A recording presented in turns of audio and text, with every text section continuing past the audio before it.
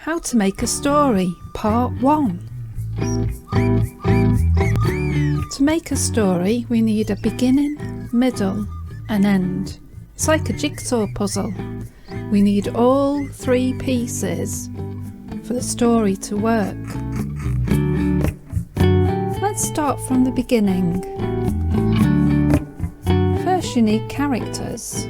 Then we need an action. Something needs to happen. Then we need to pick a time and a location.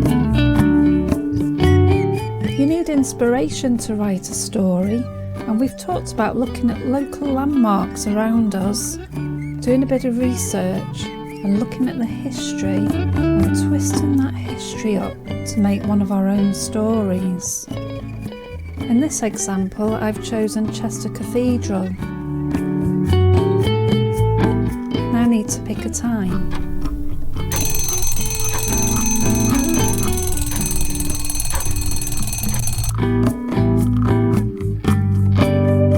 I've chosen the early 1800s.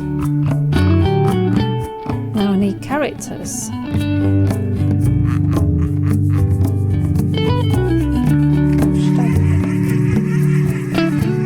I've chosen an imp.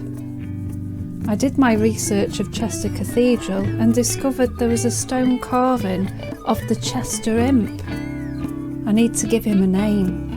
In this story, he's called Boo. He needs friends to make a story.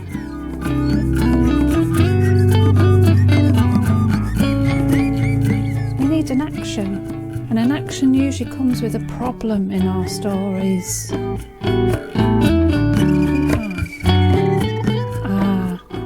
Boo has a problem.